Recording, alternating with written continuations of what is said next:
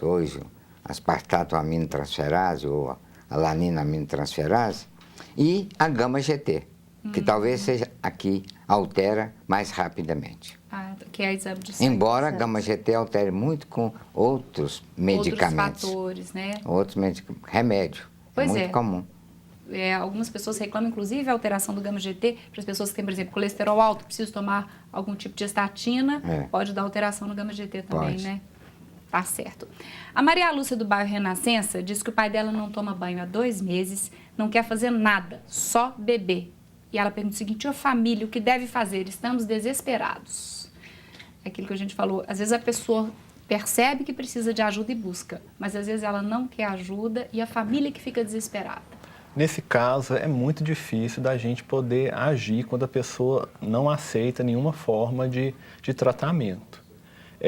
Alguns casos, a família tem que internar esse paciente contra a vontade dele, porque as consequências dele continuar bebendo vão ser drásticas. Então, pode chegar a esse ponto. Mas a gente sempre deve tentar orientar o paciente, conversar com ele, explicar os malefícios que o uso de álcool traz e incentivar ele a procurar o tratamento por vontade própria. Certo.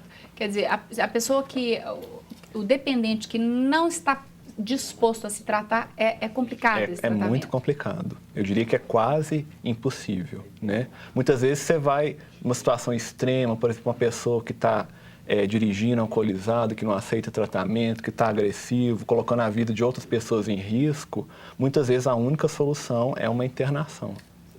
Mas que os resultados, se a pessoa também não aceita aquilo como tratamento, não vão ser muito positivos. Certo, porque saiu da internação... vai voltar a beber. Retorna à rotina. Sim.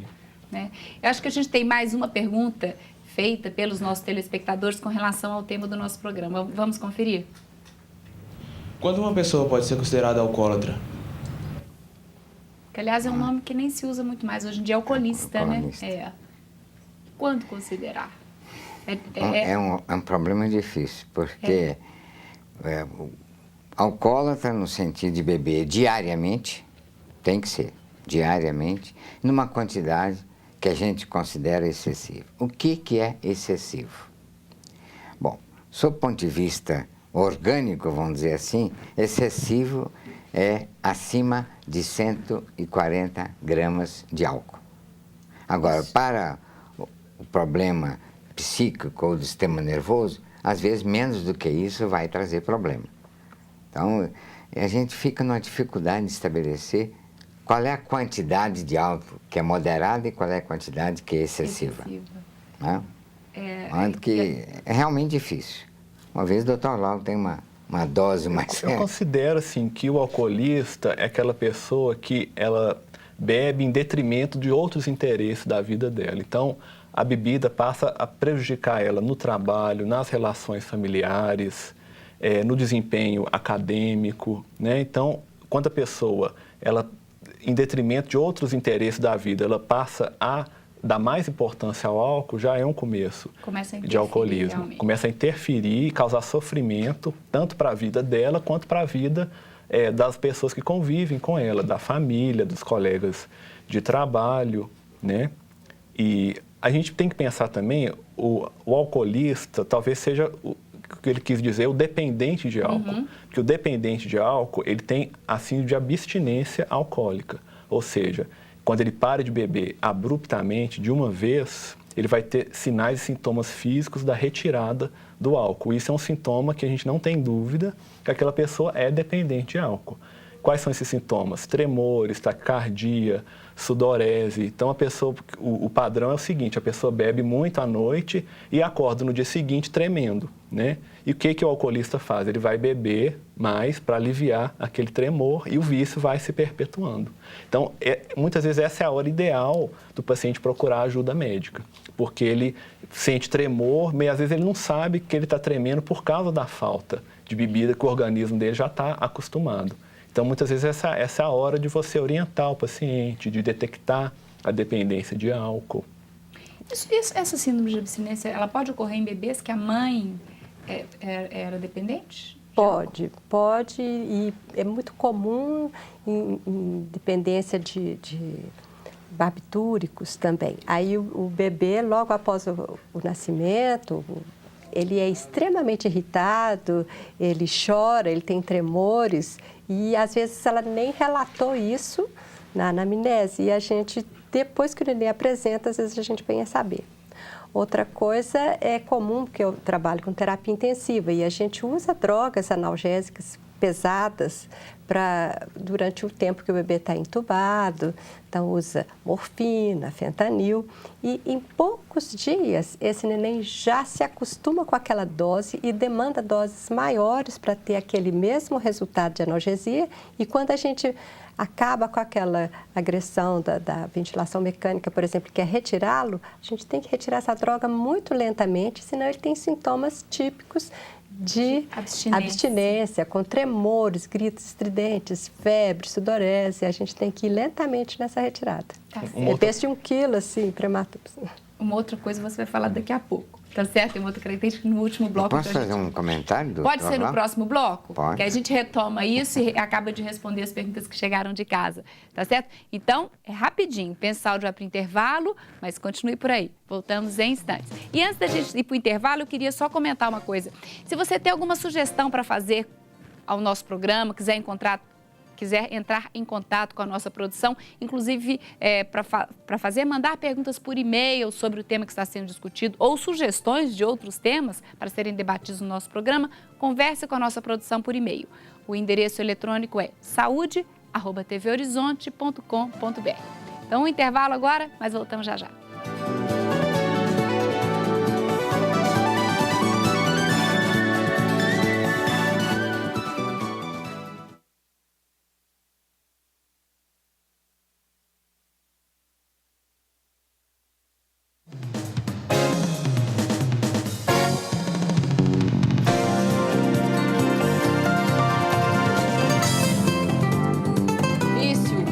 Esse é o tema do programa de hoje. E agora, então, nós vamos continuar respondendo as perguntas que chegaram de casa. Mas antes, doutor Jerônimo, queria complementar o que a gente estava discutindo no bloco anterior sobre essa diferença entre ser alcoolista e não é isso?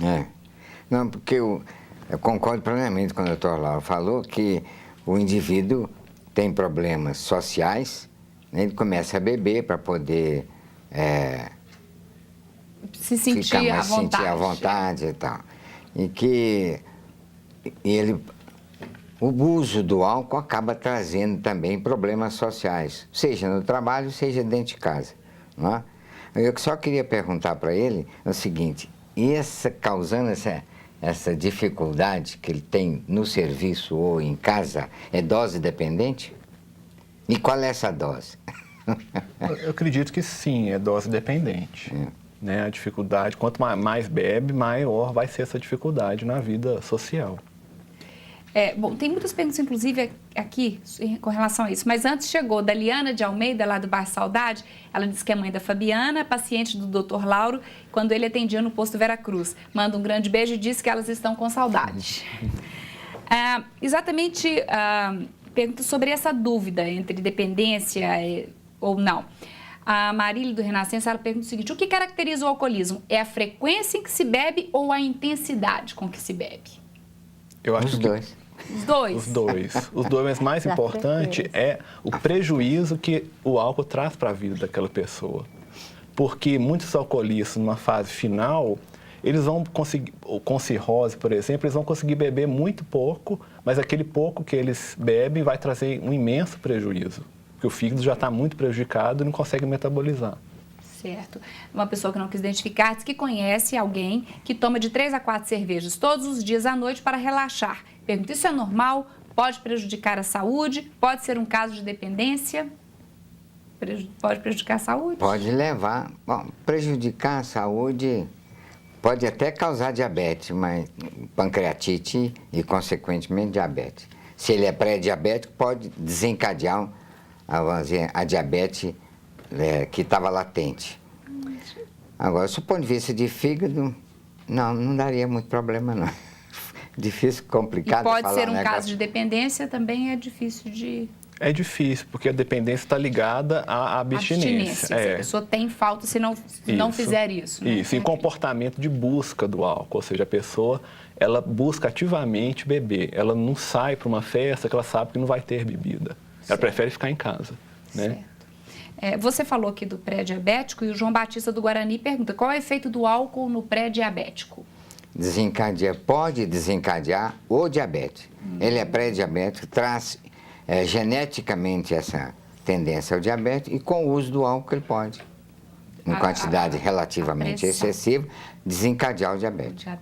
A gente falou isso no primeiro bloco, mas chegou novamente a pergunta se o alcoolismo é hereditário. Doutora Marisa? Tem componentes genéticos, vamos falar assim. A Marlene diz que o filho dela bebe e usa drogas, mas há mais de um mês ele parou por conta própria, tanto de beber quanto de usar drogas. Porém, ele tem ficado muito nervoso, ansioso e triste, e ela perguntou como lidar com essa situação. Diz que ele se isola, inclusive. Possivelmente ele tem algum outro transtorno mental, pode ser depressão aí, né? É o mais provável, e ele deve procurar tratamento para esse transtorno, porque senão ele tem um risco de voltar a beber. Tá certo. Sim. Inclusive para conseguir manter esse sucesso que ele conseguiu parar a droga e parar a bebida, né? Uma ajuda de um especialista. A gente fala às vezes em alcoolismo secundário. A pessoa tem depressão e ela tem um alcoolismo que é devido à depressão. Então, se ela melhorar da depressão, ela para automaticamente de beber. Ótimo, está no momento exato, né, de ajuda. Sim. A pessoa que tem gama GT alto, por volta de 125, pode beber uma cervejinha de vez em quando?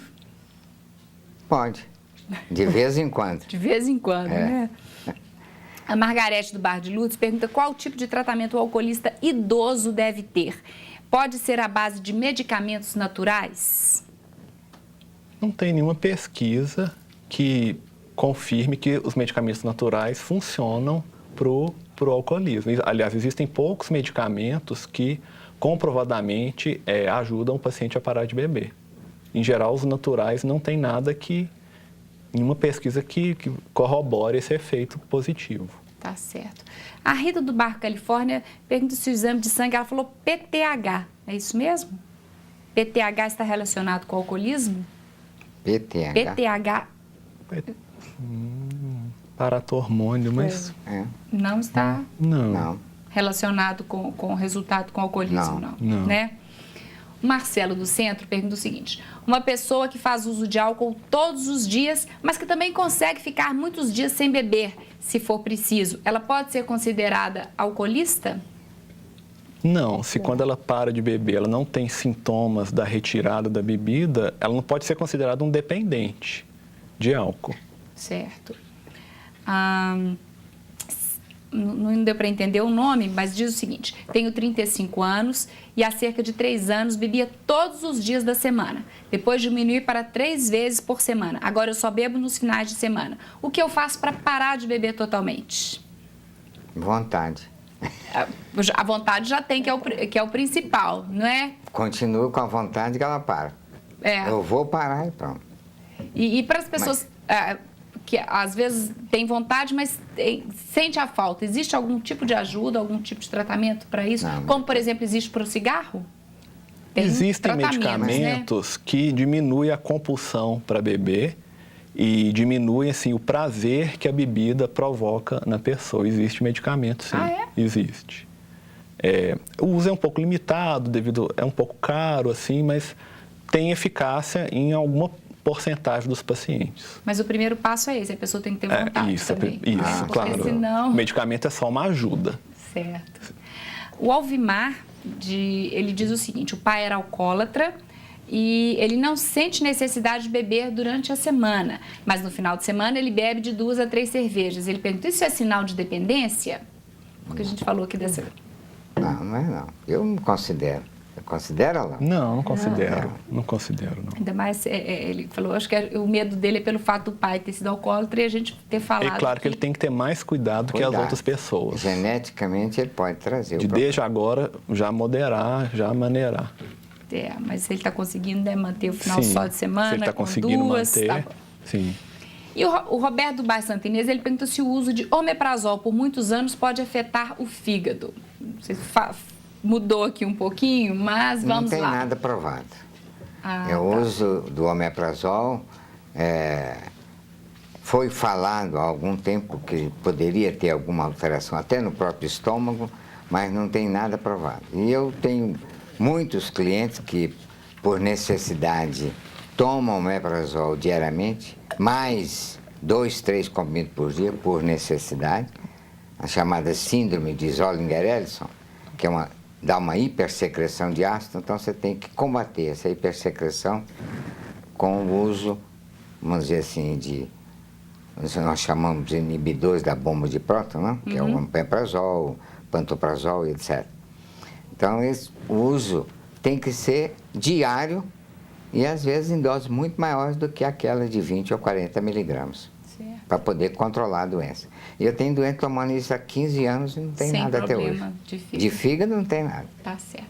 Nós falamos aqui muito das mulheres grávidas, que álcool zero de preferência. E as mulheres que estão amamentando, doutora Marilis?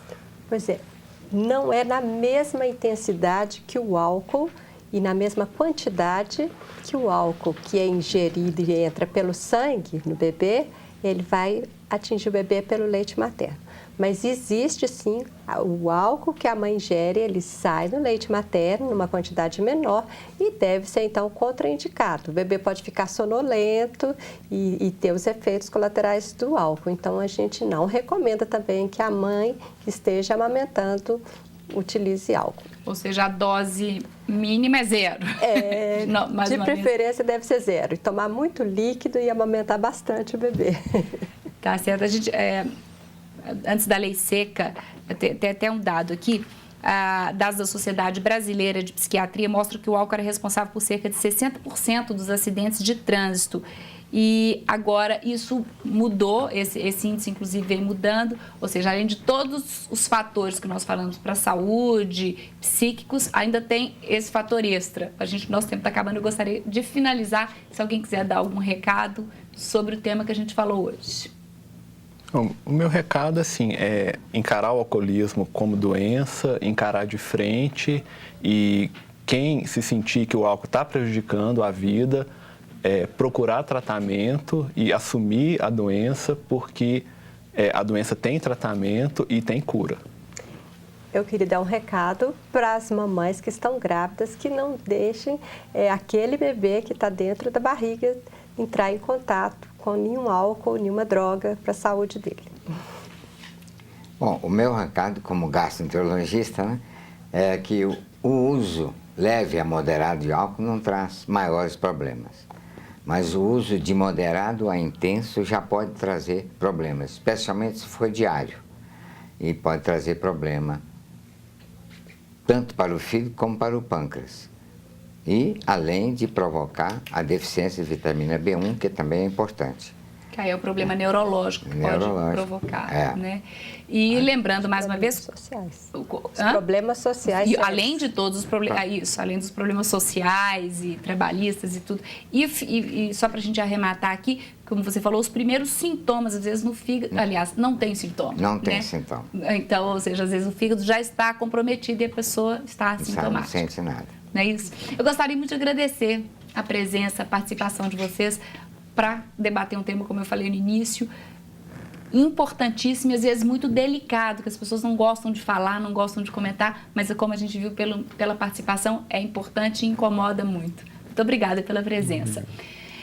Antes da gente finalizar, eu queria só lembrar, você conhece a gente, eu estou sempre repetindo aqui a campanha Faço Parte. É uma maneira de você ajudar os veículos da Rede Catedral, que são a TV Horizonte, o Jornal de Opinião, a Rádio América e a Rádio Cultura, a manterem a sua programação com conteúdo de qualidade. É isso que a gente tem vontade de levar até você, é informação e conteúdo de qualidade. Para saber como fazer parte, ligue em horário comercial para os telefones 3469-2560. Aí você vai ter todas as informações. Faça parte você também. Nós chegamos ao final do Pense Saúde de hoje, mas se você quiser rever o programa, fique ligado nos nossos horários alternativos. Logo mais, à 00h15, terça e quinta, às 11 da manhã e sábado, 8 horas da manhã. Obrigada pela sua companhia, obrigada por nos ajudar a fazer o Pense em Saúde. E eu espero você na próxima segunda para fazermos juntos mais um programa. E esse programa, Pense em Saúde, é uma parceria da Unimed BH com a TV Horizonte, uma emissora da Rede Catedral. Continue ligado na nossa programação, tenha uma ótima semana e até a próxima.